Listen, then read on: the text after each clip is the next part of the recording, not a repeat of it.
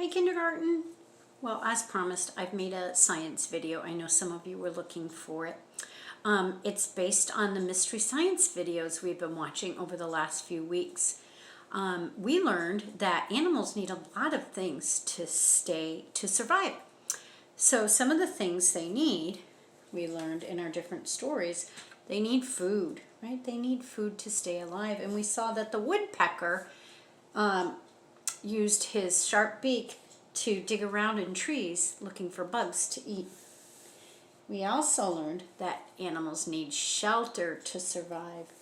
We saw that squirrel's nest high up in the tree. Yep, that squirrel stayed safe and warm and had shelter inside his nest. They also need to stay safe. Like I was saying, right? The squirrel not only had shelter in his nest, but also stayed safe from that dog that was chasing him, because the dog couldn't climb the tree and the squirrel could. We learned that a snail stays safe by pulling its head back into its body. That gopher climbed back down in his hole to stay safe.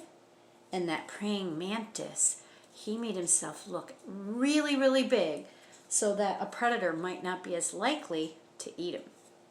So I went around my house today and I found some different things that animals, some other examples of things that animals might want to eat or live in, or ways to stay safe. So one thing I found was the seed.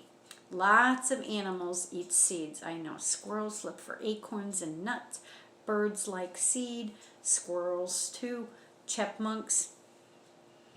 They also, right, other animals besides squirrels build nests. Birds build nests. They have all that nice material in there to help keep them warm and dry. And the little eggs here sit in this soft cushion while the mother bird sits on them and keeps them warm. Last, I found some other animals that stay safe. Here's a turtle. Like the snail, the turtle goes in its shell when it's being attacked or looked at, or he feels threatened. He goes inside his shell to stay safe. This porcupine stays safe in a different way. All of these quills are super sharp. The porcupine can stay safe by sending out his quills. He can even shoot them. I've seen dogs sort of get them in their muzzles when they're trying to go after a porcupine. So those are 3 different ways that I found that animals can survive. Different examples of food, shelter, and safety. The challenge for you after you've completed this worksheet is to go around your house or your neighborhood and find different ways that you see animals staying safe. You can go on the web and look for pictures of animals staying safe.